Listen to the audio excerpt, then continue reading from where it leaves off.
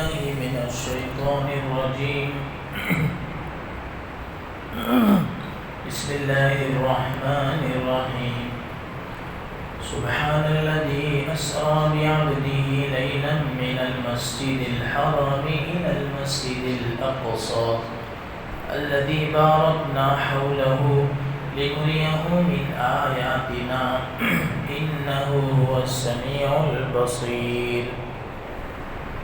صدق الله العظيم وصدق رسوله النبي الكريم ونحن على ذلك من الشاهدين والشاكرين والحمد لله رب العالمين. معزز محترم حضرات حاضرین کرام، آج کی جمعے میں ہمارا جو تسلسل ہے سیرت پاک کا، اس سے ہٹ کر عالم اسلام کی جو عظیم الشان مسجد اقصیٰ ہے، جو اس وقت اخبار کی سرخیوں میں اس کا ذکر ہے اور جگہ جگہ لوگوں کے درمیان شکوک و شبہات ہیں کہ ان دونوں کے درمیان حقیقت میں اچھے لوگ کون ہیں، برے لوگ کون ہیں، کون ظالم ہے، کون مظلوم ہے. ایسا تو نہیں ہو سکتا کہ دونوں مظلوم ہو اور ایسا بھی نہیں ہو سکتا کہ دونوں ظالم ہو. ان میں کوئی ظالم ہے، کوئی مظلوم ہے. تو آج کی جمعے میں ہم وہی سمجھنے کی کوشش کریں گے کہ ان میں کون ظالم ہے اور کون مظلوم ہے. تاریخ کے کچھ مشاہدات ایسے ہیں جن کو اگر ہم قریب سے دیکھیں گے، اگر ہم مشاہدات کو پڑھیں گے، سمجھیں گے، تو ہم کو اچھی طرح سے معلوم ہوگا کہ یہ بیت المقدس یہ کیا ایسی جگہ ہے جس کے لیے نبی صلی اللہ علیہ وسلم کے مبارک زمانے سے، بلکہ اس سے پہلے تاریخ کی سرخیوں میں یہ آ رہا ہے. بیت المقدس میں ایسی کیا چیز ہے جس کا ذکر اللہ نے قرآن کریم میں فرمایا، اور جو ارض فلسطین ہے جہاں پر اس وقت جنگی حالات ہیں اور لوگ پریشان ہیں، بے بس ہیں، بے گھر ہیں، کسی کو کچھ پتہ نہیں اپنی زندگی کا اس وقت کون سا حملہ ہو جائے. کئی بچے تو انتقال ہو چکے، 2000 سے زائد لوگ شہید ہو گئے. تو بزرگوں، ان چیزوں کو اگر ہم نہیں سمجھیں گے تو ہم بھی ان کفار و مشرکین کی طرح اپنی دنیا مفاد کے لیے سے جو لوگ ظالم کا ساتھ دینے کی بات کر رہے ہیں، ہم بھی انجانے طریقے سے، نہ جانتے ہوئے اس طریقے پر ہم بھی یہی فیصلہ کریں گے کہ بھئی ظالم اچھا ہے، مظلوموں نے حملہ کیا ہے، حماس والوں نے، فلسطین والوں نے حملہ کیا ہے. سیدھا سادہ مسلمان تو یہی کہے گا. جبکہ بزرگوں، یہ جنگ اپنی پرسنل چیزوں کے لیے نہیں ہے، اپنی پرسنل پراپرٹی کے لیے نہیں ہے. اس جنگ کا ایک عالمی مقصد ہے، ایمان والوں کا بھی اور یہودیوں کا بھی. یہودیوں کے اور ہمارے درمیان جو فیوچر ہے، اس سلسلے میں عقیدے کے اعتبار سے کچھ ریلیٹڈ چیزیں ہیں. آج کی جمعے میں ہم اسی کو سمجھنے کی کوشش کریں گے. کیا ایسی کیا خاص بات ہے جس سے دونوں اس جگہ پر موجود ہیں. اور ہم سب جانتے ہیں کہ یہ بیت مقدس جس وقت سب سے پہلے حضرت آدم علیہ السلام نے کعبہ شریف کی تعمیر کے لیے بنیاد ڈالی. حضرت آدم کے بعد طوفان نوح میں کعبہ شریف کے نشانات مٹ چکے تھے، تو اسی کعبہ شریف کی دوبارہ تعمیر حضرت ابراہیم کے ذریعے سے ہوئی. حضرت ابراہیم کعبہ شریف کے دوسرے مؤسس ہیں. مؤسس یعنی فاؤنڈر، حضرت آدم پہلے، حضرت ابراہیم دوسرے۔ حضرت ابراہیم جیسے کعبہ شریف کے دوسرے فاؤنڈر، ایسے بیت المقدس میں مسجد قدس کے بھی وہ وہی فاؤنڈر ہیں۔ اور دونوں مسجدوں کی تعمیر کے، دونوں مسجدوں کی تاسیس میں، سنگ بنیاد میں 40 سال کا فرق ہے۔ حضرت ابراہیم علیہ السلام اللہ کے حکم سے اس مسجد کی سنگ بنیاد کا کام کیا، جس کو آج مسجد اقصیٰ کہتے ہیں۔ تو یہودی کہتے ہیں کہ حضرت ابراہیم ہمارے ہیں، چونکہ یہودی قوم مسلمانوں سے پہلے آئی۔ عیسائی کہتے ہیں کہ بیت المقدس ہمارا ہے، جبکہ حقیقت میں بزرگوں، اللہ نے قرآن کریم میں فرمایا ما کان ابراہیم یہودیا ولا نصرانیا۔ جس ابراہیم کے تعلق سے تم یہ کہتے ہو کہ ابراہیم یہودی ہیں یا ابراہیم عیسائی ہیں، اللہ نے صاف ظاہر کیا کہ ابراہیم نہ یہودی ہیں نہ نصرانی ہیں۔ ما کان ابراہیم یہودیا ولا نصرانیا، حضرت ابراہیم نہ یہودی نہ نصرانی، ولیکن کان حنیفا مسلما، لیکن حضرت ابراہیم کون سے مذہب پر ہیں؟ ان کا ایک درمیانی مذہب ہے جس کو دین حنیف کہتے ہیں۔ مسلمہ کا مطلب اللہ رب العزت کے تابع ہو کر گئے ہیں۔ حضرت ابراہیم کے تعلق سے بات ہو گئی، تو جس مسجد کے فاؤنڈر حضرت ابراہیم ہیں، جس مسجد کا جھگڑا آج عالمی سطح پر ہے، تو اس مسجد کے فاؤنڈر کے تعلق سے یہ بات ہے کہ وہ نہ یہودی ہیں نہ نصرانی ہیں۔ کھل گئی نا بات کہ حضرت ابراہیم یہودی بھی نہیں، حضرت ابراہیم نصرانی بھی نہیں۔ ما کان ابراہیم یہودیا ولا نصرانیا ولکن کان حنیفا مسلما۔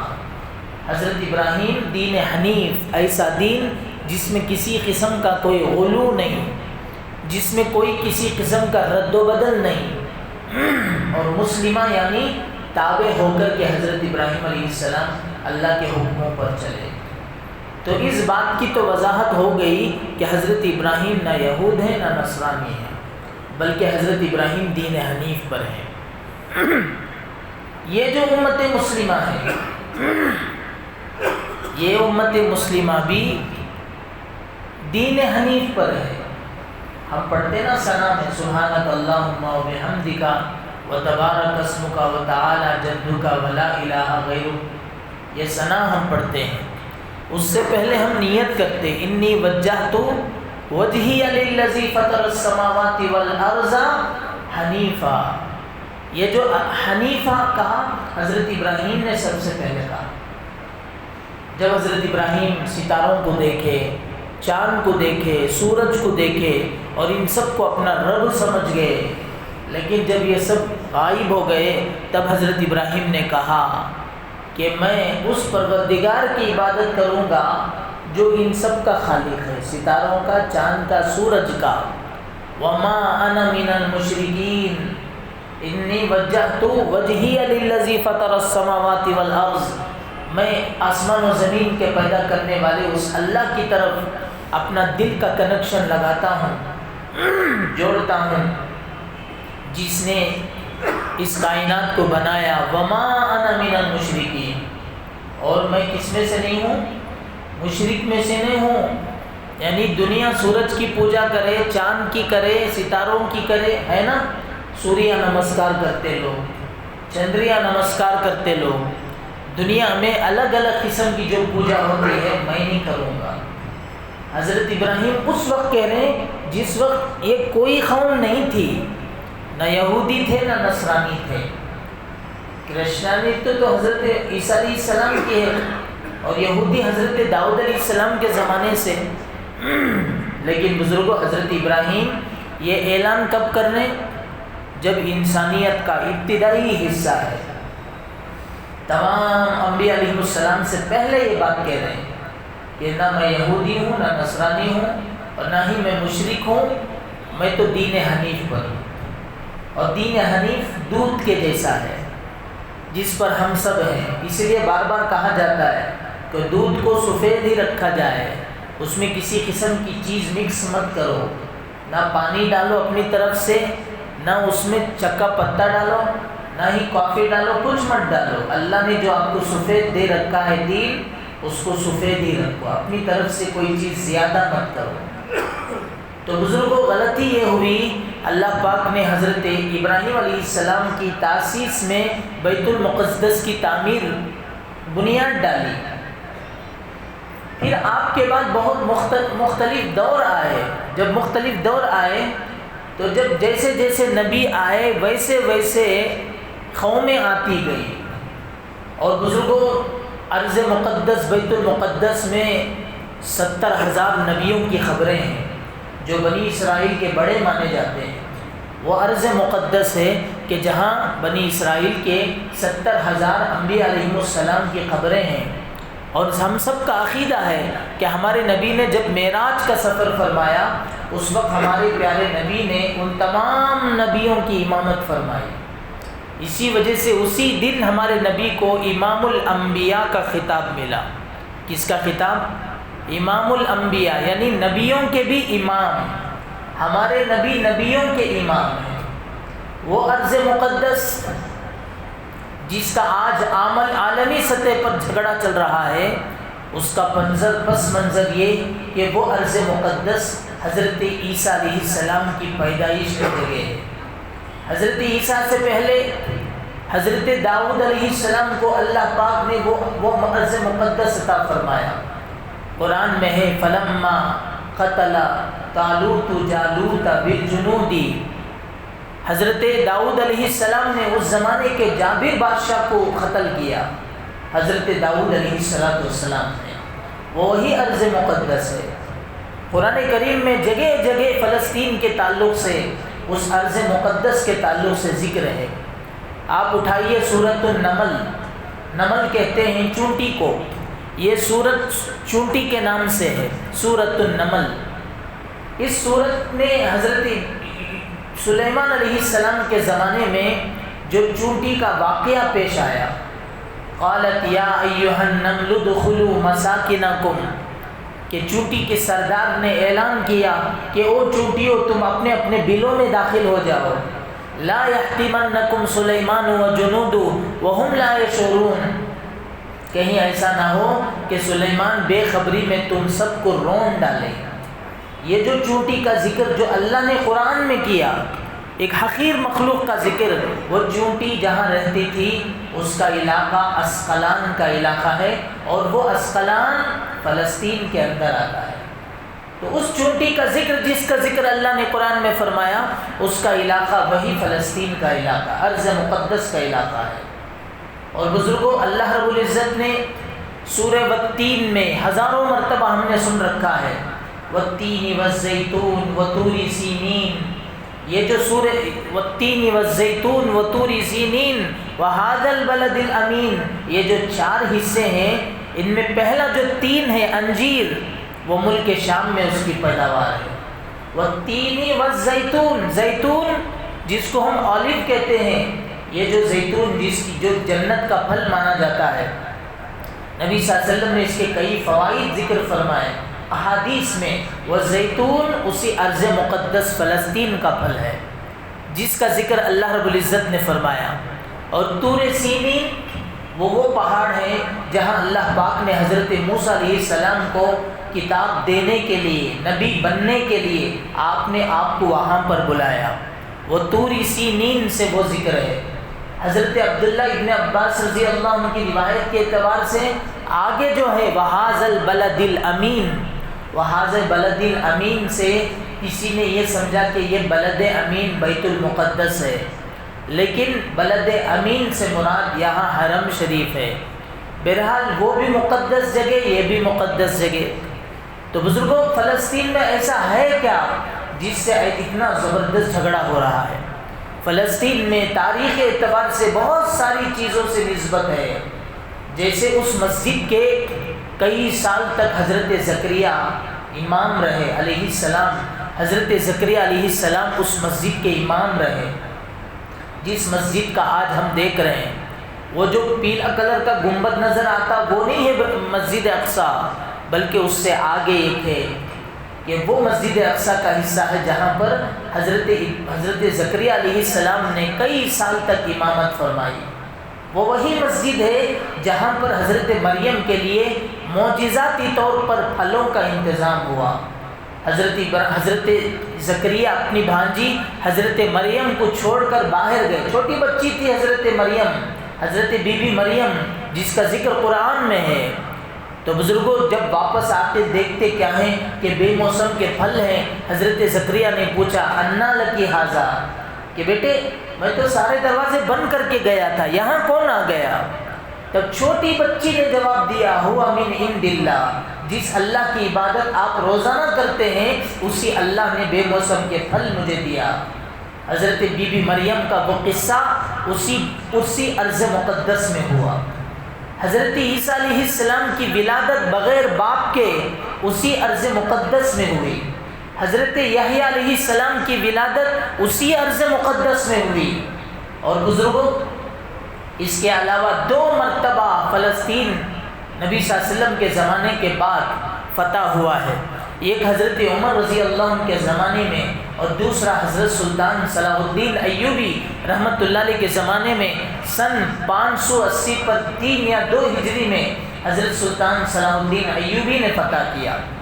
حضرت عمر فاتحانہ انداز میں بیت المقدس گئے ہیں، جبکہ حضرت عمر کے زمانے میں جس تیزی سے اسلام پھیلتا چلا گیا اس تیزی سے حضرت عمر کا حکم نامہ جاری ہوتا، جیسے ہمس کے گورنر کے نام، مصر کے گورنر کے نام، یمن کے گورنر کے نام، الگ الگ علاقوں کے گورنرز کے نام حضرت عمر کے خطوط جایا کرتے تھے، اور حضرت عمر اپنے ساتھیوں کو بھیجتے تھے۔ کیوں؟ اگر حضرت عمر ہر جگہ جانے لگ جائیں گے تو مدینہ امیر المومنین سے خالی ہو جائے گا۔ اگر لیڈر قائد اپنی جگہ چھوڑ دے تو پورا نظام پہ فرق پڑے گا۔ حضرت عمر رضی اللہ عنہ مدینہ منورہ میں رہ کر سب جگہ کی باغ دوڑ سنبھالتے تھے، مصر کی بھی، حمص کی بھی، ملک یمن کی بھی، ملک شام کی بھی، الگ الگ جگہوں کی حضرت عمر رضی اللہ عنہ باغ دوڑ سنبھالتے تھے۔ لیکن قربان جائیے بیت المقدس جب فتح ہو رہا تھا، اسی بیت المقدس کے فتح کے وقت میں حضرت عمر نے اپنے ساتھیوں کو نہیں بھیجا، حضرت عمر نے اپنے ساتھیوں کو نہیں بھیجا، بلکہ بنفس نفید خود حضرت عمر نے وقت طے کر کے مدینے سے بیت المقدس کی طرف چلے۔ کتنا لمبا سفر ہے، تبوک وہاں سے 14 کلومیٹر کے فاصلے پر ہے۔ اگر آپ مدینہ منورہ سے تبوک اگر آپ ڈالیں گے، اس وقت سمجھنا بہت آسان ہے، تو گوگل آپ کو بتائے گا کہ 1000 کلومیٹر ہے۔ کتنے کلومیٹر؟ 1000 کلومیٹر تبوک تک ہے، پھر تبوک سے 14 کلومیٹر مسجد اقصیٰ بیت المقدس ہے۔ تو حضرت عمر رضی اللہ عنہ نے اپنے سواری میں 1000 کلومیٹر کا سفر کیا۔ کتنا؟ اب اس زمانے میں تو بہت آسان ہے سواری پر چلنا جانا، لیکن حضرت عمر کے اس زمانے میں آپ سوچیں ان کو کتنے دن لگ گئے ہوں گے۔ حضرت عمر فاتحانہ انداز میں بیت المقدس پہنچے ہیں۔ بزرگوں یہ اسی وقت مسلمانوں کا ہو چکا، مسلمانوں کا جھگڑا آج اس زمین سے نہیں، وہاں کے باغات سے نہیں، وہاں کی کھیتیوں سے نہیں، اس زمین کا جو جھگڑا ہے وہ ایک انوکھی بات ہے جو میں آپ کو آگے بتاؤں گا۔ وہ انوکھی بات عقیدے کے اعتبار سے، اسلام کے نقطہ نظر کے اعتبار سے، اس سے کئی چیزیں پوشیدہ اور مضمر ہیں۔ حضرت عمر فاتحانہ انداز میں داخل ہوئے، اور بزرگوں جو اس زمانے کے لوگ تھے، عیسائی لوگ، انہوں نے اپنی کتابوں میں پڑھا تھا کہ مدینے سے، اس علاقے سے، یثرب سے ایک آدمی آئے گا، فاتحانہ انداز میں آئے گا، کہ جب وہ آئے گا تو اس کا نوکر سواری پر ہوگا اور وہ خود سواری سے نیچے ہوگا۔ حضرت عمر رضی اللہ عنہ نے اپنے خادم سے کہا، دیکھو بھائی پورا سفر مجھے ہی بیٹھ کر چلنا اور پورا ہی سفر آپ پیدل چل کرنا، یہ ٹھیک نہیں ہے، یہ اخلاق سے بے مروتی کی بات ہے، اخلاق سے ہٹی ہوئی بات ہے، اس لیے آپ تھوڑی دیر سواری کریں گے پھر میں چلاؤں گا۔ پھر میں تھوڑی دیر سواری کروں گا، پھر جانور کو آپ ہانکیں گے۔ حضرت ابراہیم کا، حضرت عمر کا انصاف دیکھیے۔ آپ چاہتے تو یہ کہتے تھے کہ خادم پورا 1000 کلومیٹر تم ہی کو چلنا ہے۔ قربان جائیے حضرت عمر پر، کوئی دیکھنے والا نہیں، کوئی کیمرہ نہیں، کوئی ریکارڈ نہیں، اللہ رب العزت کے ذات پر نظر پڑی ہوئی ہے۔ حضرت عمر برابر انصاف کر رہے ہیں۔ حضرت عمر رضی اللہ عنہ جب مدینہ منورہ سے بیت المقدس پہنچے ہیں تو آپ کے استقبال میں بہت بڑا مجمع عیسائیوں کا ہے، اور ان پادریوں کے ہاتھ میں بیت المقدس کی چابیاں ہیں۔ بغیر جنگ کے، بغیر جھگڑے کے، بغیر فساد کے ان پادریوں نے حضرت عمر کے حوالے کیا اور پوچھا کہ تم دونوں میں امیر المومنین کون ہے؟ تم دونوں میں جس وقت بیت المقدس میں داخل ہو رہے تھے اس سے کچھ دیر پہلے حضرت عمر کے خادم نے کہا کہ امیر المومنین میں تو اس وقت سوار ہوں، میری ہی باری ہے آگے چلنے کی، سوار ہو کر چلنے کی، آپ بیٹھ جائیے، میں لے کر کے چلتا ہوں تاکہ لوگوں کو پتہ چلے کہ آپ امیر المومنین ہیں۔ حضرت عمر نے کیا فرمایا؟ نہیں، جس ترتیب سے ہم مدینے سے چلے ہیں اسی ترتیب سے ہم ارض مقدس میں داخل ہوں گے۔ چنانچہ جب داخل ہوئے اس وقت حضرت عمر نیچے تھے اور وہ خادم سواری پر تھا۔ حضرت عمر کی کیا عاجزی، کیا سادگی کہ خادم اوپر ہیں اور حضرت عمر نیچے ہیں، انصاف سے اندر جا رہے ہیں۔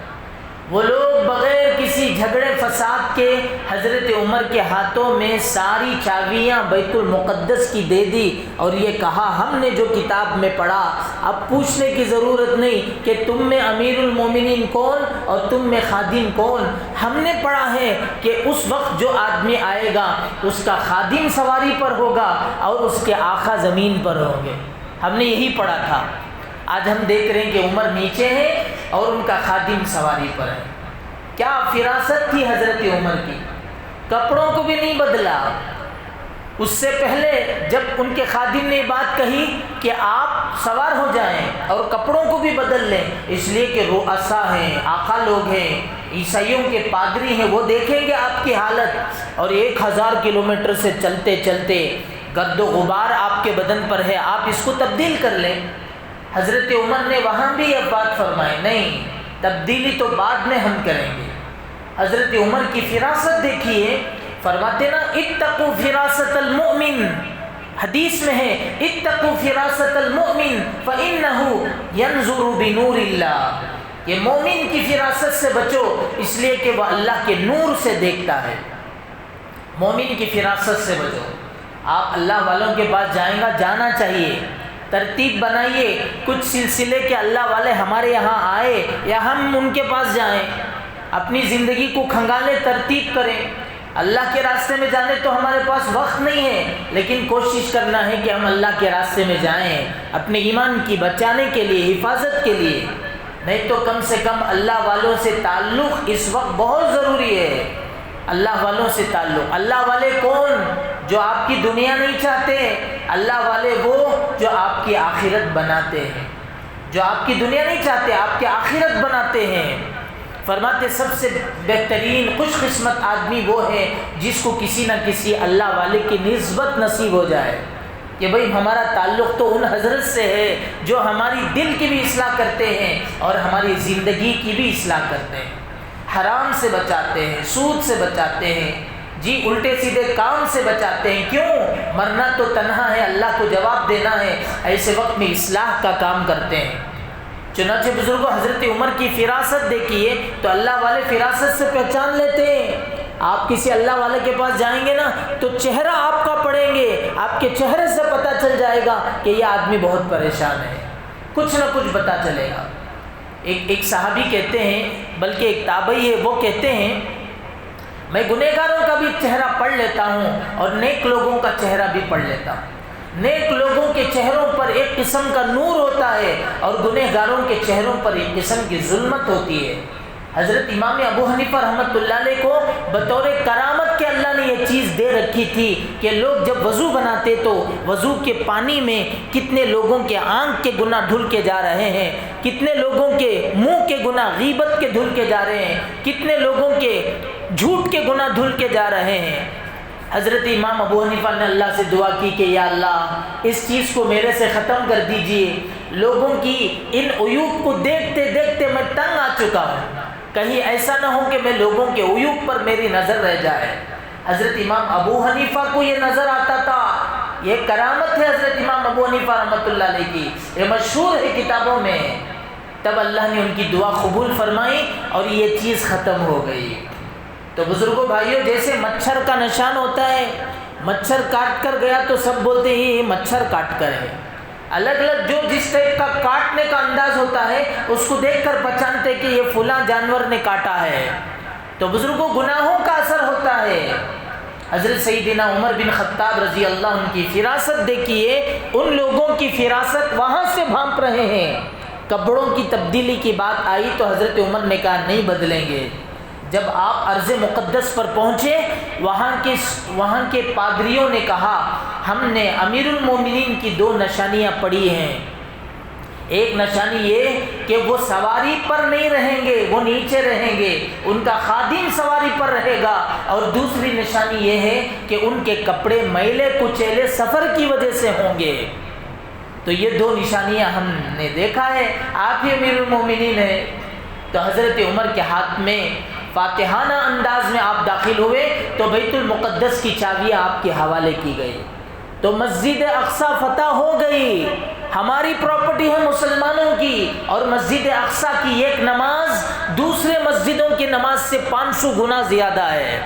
اگر آپ ان جیسی مسجدوں میں نماز پڑھیں گے تو 27 درجے ثواب ہے، لیکن اگر کوئی مسجد اقصیٰ میں نماز پڑھے تو 500 گنا نماز کا ثواب زیادہ ہے۔ ایک جگہ پر ہے حرم شریف میں نماز پڑھنا 1,00,000 نمازوں کا ثواب، مسجد نبوی میں ہمارے نبی کی مسجد میں نماز پڑھنا 50,000 نمازوں کا ثواب، اور مسجد اقصیٰ میں نماز پڑھنا 25,000 نمازوں کا ثواب ہے۔ نبی صلی اللہ علیہ وسلم نے فرمایا کہ تم کسی مسجد کی طرف رحلت مت کرو سوائے 3 مسجدوں کے، یعنی مستقل عبادت کی نیت سے سفر مت کرو۔ وہ ایک مسجد حرام، دوسرے مسجد نبوی، اور تیسرا مسجد اقصیٰ۔ مسجد اقصیٰ کو اللہ کے نبی صلی اللہ علیہ وسلم نے حفاظت کے طور پر، جس وقت وہاں پر حالات آ گئے، رومیوں نے وہاں پر حملہ کرنا چاہا، تقریباً 500 صحابہ کرام نے اپنی شہادت کو نوش فرمایا ہے مسجد اقصیٰ کی حفاظت کے لیے۔ بزرگوں، یہ جو شہادت کی باتیں ہم سن رہے ہیں، یہ اب سے نہیں، برسوں سے وہاں شہادتیں ہو رہی ہے۔ یہ شہادت پراپرٹی کے لیے نہیں، جگہ کے لیے نہیں، باغات اور وہاں کی کھیتیوں کے لیے نہیں، یہ جو جنگ ہے یہ جنگ اللہ کے گھر کی حفاظت کے لیے۔ یہودی، یقیناً یہودی اس زمانے میں تھے، ہٹلر کے وقت میں یہ یہودی سن 1940 پر 3 میں، سن 1943 میں یا 1944 میں ہٹلر کے وقت میں یہ لوگ وہاں پر پناہ لینے کے لیے بھیک مانگ کر آئے تھے کہ کوئی کنٹری ہم کو جگہ نہیں دے رہا، آپ ہم کو جگہ دے۔ جرمن سے بھگائے گئے لوگ بیکاری آج ہم مسجد اقصیٰ پر قبضہ کرنے پر ہیں۔ بزرگوں بھائیوں، دھیرے دھیرے انہوں نے زمینوں کو خریدنا شروع کیا، اور فلسطین کے ہم بھولے بھالے لوگ ان لوگوں کے ہاتھوں میں اپنی زمین کو بیچنا شروع کر دیا۔ اب دیکھتے ہی دیکھتے جو مسجد اقصیٰ کے سراؤنڈنگ میں، فلسطین کے علاقے میں مسلمان جہاں آباد تھے، اب وہ سب جگہوں پر دھیرے دھیرے اسرائیل کے لوگ آباد ہوتے چلے گئے۔ بھائی اس میں جھگڑا کیا ہے؟ ایک آدمی درمیانی لیول کا آدمی کہتا ہے بھائی آج ساری دنیا میں یہودیوں کا چل رہا ہے، یہ سسٹم جو بنا رہے ہیں ٹیکنالوجی وہ سب یہودی ہیں، کیا اچھی بات کہ مسلمان بھی رہیں وہ بھی رہیں، بیچ کی بات کرتے ہیں، امن کی بات کرتے ہیں۔ یقیناً امن سب جگہ پر ضروری ہے، لیکن بزرگوں آپ یہودیوں کی پلاننگ نہیں جانتے۔ یہودی جنہوں نے نبیوں کو نہیں چھوڑا، حضرت زکریا کو انہوں نے آرے سے ذبح کیا، حضرت یحییٰ کو انہوں نے شہید کیا، جو یہودی انبیاء کے قتل کرنے پر پیچھے نہیں ہٹے، جن یہودیوں کو اللہ کے نبی نے جلا وطن کیا، خیبر کے یہودیوں سے ہمارے نبی نے جنگ کی، مدینے میں رہ کر وہ لوگ مدینے کے صحابہ میں پھوٹ ڈالنے والے، جن یہودیوں نے ہمارے نبی کو شہید کرنے کے لیے مسجد قباء سے پہلے مسجد زرار کی تعمیر فرمائی، جس کا ذکر قرآن میں 11ویں پارے میں سورہ توبہ کے اندر ہے، اس مسجد زرار کا تعلق ہے۔ نبی صلی اللہ علیہ وسلم کو اس مسجد کی اوپننگ کے لیے بلایا گیا۔ اللہ کے نبی صلی اللہ علیہ وسلم جانے ہی والے تھے، ان لوگوں کی پلاننگ تھی کہ جب پیغمبر نماز کے لیے سامنے کھڑیں گے تو اوپر سے بڑی پتھر کی چٹان ڈال کے آپ کو ختم کر دیں گے۔ یہ یہودی ہیں جن آج یہودیوں پر آپ رحم کھا رہے ہیں اور میں رحم کھا رہا ہوں، ایک کہہ رہے ہیں کہ مل جل کے رہنا چاہیے۔ جو لوگ انصاف کی بات کرتے ہیں وہاں پر ان لوگوں کو حقیقت کی طرف جانا چاہیے۔ امن، انصاف، شانتی یہ سب جگہ ضروری ہے، لیکن بزرگوں جہاں ظالم دوسری شکل سے آئے وہاں ظالم کا ہاتھ پکڑ کر اس کو بتانا، اس کی حقیقت سمجھانا پڑے گا کہ تو ظالم ہے، ایک مظلوم قوم پر تو ظلم کر رہا ہے۔ بزرگوں نبی صلی اللہ علیہ وسلم کو حضرت جبرائیل وحی کے ذریعے اطلاع دیے، اللہ کے نبی اس مسجد زرار کی طرف آپ مت جائیے، یہ یہودیوں کی پلاننگ ہے کہ یہودی آپ کو ختم کرنا چاہتے ہیں۔ لمسجد اسس علی التقوی من اول یوم احق ان تقوم فی، پھر مسجد قباء کی بات آئی، اے نبی مسجد زرار پر تو آپ مت جائیے، مسجد قباء میں آپ ضرور جائیے۔ چنانچہ بزرگوں ہفتے کے دن ہمارے نبی مسجد قباء جاتے تھے، اور ہفتے کے دن اللہ کے نبی ہر ہفتہ یا اپنی زندگی میں جب سہولت ہوتی وہاں اللہ کے نبی تشریف لے جاتے، وہاں کی 1-2 رکعت نماز کا ثواب ایک عمرے کے برابر رکھا گیا ہے۔ حجاج کرام، معتمرین کرام ہر ہفتہ بڑی بھیڑ وہاں جاتی ہے اللہ کے نبی کی سنت پر عمل کرتے ہوئے، اور ایک عمرے کا ثواب پاتی ہے۔ یہودی وہ ہیں جو ہمارے آپ کے نبی کو تکلیف پہنچانے کی پلاننگ کیے، یہودی وہ ہیں جو آپ اور ہمارے صحابہ کے گاؤں میں رہ کر مدینہ منورہ میں انہوں نے اندرونی پھوٹ ڈالی جس سے خیبر کا وہ معرکہ پیش آیا، لیکن اللہ پاک نے خیبر کو فتح دے دی۔ یہودیوں کے کئی زمینیں نبی صلی اللہ علیہ وسلم کے حصے میں آئی۔ یہودی بڑے ہوشیار، بڑے چالاک، مسلمانوں کے ابدی دشمن، آج بھی اس زمین پر، فلسطین کی زمین پر قبضہ کر کے ہیکل سلیمانی تیار کرنے والے، اور جو دجال آنے والا ہے اس دجال کے لیے مقام اور بیس بنانے والے ہیں۔ بزرگوں سوال زمینوں کا نہیں، سوال اس مسجد اقصیٰ کا ہے۔ مسجد اقصیٰ کو شہید کرنا اور وہاں پر دجال کے لیے کوئی چیز تیار کرنا، یہ ان لوگوں کی پلاننگ ہے۔ اللہ رب العزت نے یہ جگہ پہلے انہی جیسے لوگوں کو دی تھی، لیکن ان لوگوں نے قدر نہیں کی، اللہ نے چھین کر عیسائیوں کو دے دی۔ عیسائیوں نے قدر نہیں کی، اللہ نے چھین کر مسلمانوں کو دے دی، اور مسلمانوں نے 2 مرتبہ اس کو فتح کیا، ایک حضرت عمر کے زمانے میں بغیر جنگ کے، اور دوسرے سن 580 پر 2 میں حضرت سلطان صلاح الدین ایوبی رحمۃ اللہ علیہ نے فاتحانہ انداز میں جنگ کے ذریعے سے آپ داخل ہوئے۔ حضرت سلطان صلاح الدین ایوبی نے بیت المقدس کو فتح کیا۔ یہ مسئلہ صرف فلسطینیوں کا نہیں ہے، یہ مسئلہ ہم میں سے ہر ایک مسلمان کا ہے، ہر ایک مومن مسلمان کا ہے، جو مسجد اقصیٰ کی حفاظت کی ذمہ داری ہم سب پر عائد ہوتی ہے۔ اس کے لیے بزرگوں ہم جو کچھ کر سکتے ہیں کرنا چاہیے۔ کیا کر سکتے ہیں؟ ہم یہاں رہ کر ان کے حق میں دعا کر سکتے ہیں، فلسطینیوں کی امن کے حق میں دعا کر سکتے ہیں۔ جو لوگ روزانہ اپنے بچوں کو شہادت پر ڈال رہے ہیں مسجد کی حفاظت کے لیے، کس کے لیے؟ اللہ کے گھر کی حفاظت کے لیے، وہ جنگ کی اعتبار سے تیار ہیں۔ حفاظ شہید، علماء شہید، مسجدیں شہید، اس مسجد اقصیٰ جو تاریخ اعتبار سے اپنا ایک معیار رکھتی ہے، اس کی حفاظت کے لیے جی فلسطینی لوگوں کو ہم سلام کرتے ہیں، ان کی ہمت پر سلام کرتے ہیں کہ ایک ظالم سے وہ ٹکر لے رہے ہیں۔ عزیزان گرامی، جو ظالم دجال کے لیے بیس بنانے والا ہے وہاں مسجد کو ہٹا کر ان کے لیے چرچ بنا دیا جائے گا، وہ نہ ہو، اس لیے فلسطین لوگ اپنے حقوق کی آواز اٹھا رہے ہیں اور جام شہادت نوش فرما رہے ہیں۔ اور بزرگوں مسجد اقصیٰ اور ارض مقدس وہ جگہ ہے جہاں قیامت کے قریب حضرت سیدنا عیسیٰ علیہ السلام تشریف لائیں گے اور دجال کو مقام لد پر قتل کریں گے۔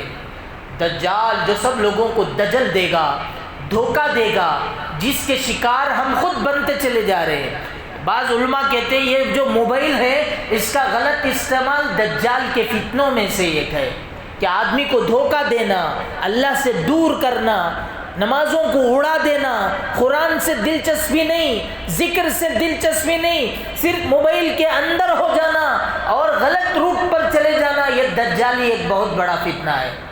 ہر پیغمبر نے دجال سے پناہ چاہی ہے، ہمارے نبی نے خود دجال کے فتنوں سے پناہ چاہی ہے۔ من فتنۃ المسیح الدجال، جب دجال قیامت کے قریب لوگوں کو دھوکہ دے گا۔ یہ ایک مستقل ٹاپک ہے۔ حضرت عیسیٰ علیہ السلام مقام لد پر آج اسرائیل کا ایک بہت بڑا ایئرپورٹ بنا ہوا ہے، تو بزرگوں اسی مقام پر حضرت عیسیٰ علیہ السلام دجال کو قتل کریں گے۔ تو یہ کچھ تاریخی باتیں ہیں، وہاں کی چونٹیوں کا واقعہ وہی ہوا، حضرت بی بی مریم کی کرامت وہی ہوئی، حضرت عیسیٰ کی پیدائش وہی ہوئی، حضرت زکریا یحییٰ علیہ السلام کی پیدائش وہی ہوئی، اور اس مقدس مقام کی اللہ نے تعریف فرمائی قرآن میں، اس جگہ کی حفاظت کا آج مسئلہ ہے۔ تو بزرگوں بھائیوں، ہم سب ان کے حق میں دعا کریں گے نا انشاءاللہ۔ دعا کرنے کا آسان طریقہ یہ ہے کہ جب کہیں امت میں حالات آتے تھے تو اللہ کے نبی صلی اللہ علیہ وسلم قنوت نازلہ کا اہتمام فرماتے تھے۔ ایک مرتبہ اشعری قوم کے لوگ ہمارے نبی کی خدمت میں آئے، انہوں نے کہا کہ پیغمبر ہم کو پڑھانے کے لیے استاد دیجئے۔ چنانچہ ہمارے نبی نے 70 صحابہ کو بطور استاد کے اس قوم کی طرف بھیجا، جاؤ پڑھا کے آؤ۔ لیکن جب وہ قوم 70 صحابہ گئے تو درمیان میں ان لوگوں نے دھوکہ دے کر ان 70 کے 70 استاد صحابہ کو شہید کر دیا۔ اللہ اکبر۔ تو نبی صلی اللہ علیہ وسلم کو اس کی اطلاع حضرت جبرائیل نے دی۔ اللہ کے نبی علیہ السلام بڑے غم میں ہوئے، 70 صحابہ شہید ہونا کوئی معمولی بات نہیں۔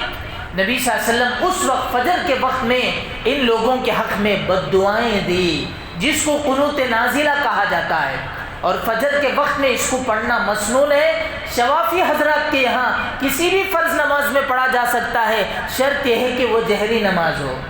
مغرب میں بھی پڑھا جا سکتا ہے، عشاء میں بھی پڑھا جا سکتا ہے، فجر میں اصل مسنون ہے، اور جمعہ میں بھی پڑھا جا سکتا ہے کراہت کے ساتھ۔ چونکہ بزرگوں اصل تو فجر میں پڑھنا ہے۔ اب ہمارے ملک کی بزرگوں نے بھی ہم سب کو اجازت دی کہ آپ قنوت نازلہ کا اہتمام کریں، حالات ٹھیک نہیں ہیں، دن بدن لاشیں پہ لاشیں ہیں، چھوٹے معصوم بچے دھماکوں کی آواز سے ان کا ہارٹ فیل ہو رہا ہے، اور بڑے لوگوں کے ہاتھوں میں چھوٹے چھوٹے بچوں کی جانیں ہیں، بڑی بڑی فیملی، بڑے رائل فیملی، بڑے بڑے لوگ دنیا سے چلے جا رہے ہیں مسجد اقصیٰ کی حفاظت کے خاطر۔ تو بزرگوں ہم ان کے حق میں دعا کریں۔ تجارتوں کو نقصان، بلڈنگوں کو نقصان، بزنسوں کو نقصان، باغوں کو نقصان، دنیا آخرت کا، دنیا کا سارا نقصان وہ جھیل رہے ہیں، اور کوئی شکایت ان پر زبان پر نہیں ہے، ان کی زبان پر کسی قسم کی شکایت نہیں۔ وہ یہ نہیں کہہ رہے کہ ہم لوگوں پر ظلم ہو رہا ہے، ہم لوگ موت ایسے ہی مر رہے ہیں، مردار کی موت نہیں، وہ شہادت کی موت پر خوشی کا اظہار کر رہے ہیں۔ عزیزان گرامی، اس لیے جو کچھ باتیں عرض کی گئی ہیں ہم سب کو سمجھ کر کے فیصلہ کرنا ہے۔ ہمارے ملک کے کوئی آدمی یہ کہہ دیں کہ بھئی ہم اسرائیل کی طرف ہیں، ان کے کہنے سے کچھ ہوتا نہیں ہے۔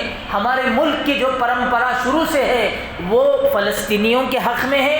آج بھی حکومت ہی کی طرف سے اعلان ہو چکا ہے کہ ہمارے ہندوستان کی حمایت فلسطینیوں کے حق میں ہے۔ یہ ایک فرد کی وہ بات ہے اسرائیل کے حق میں، وہ ان کے حد تک رہنے دیجئے، لیکن ہمارے ملک کا جو عمومی مجمع ہے، جو منصفانہ مجمع ہے، فرقہ پرست طاقتوں کو چھوڑ کر کے ان سب کا رجحان فلسطین کے حق میں، کہ فلسطینیوں کو ان کی زمین کو اٹھا لیا گیا ہے، لہٰذا ان کی زمین ان کو خالی کر کے ان کے حوالے کیا جائے۔ میں آج کی اپنی بات ختم کرتا ہوں۔ وآخر دعوانا ان الحمد للہ رب العالمین۔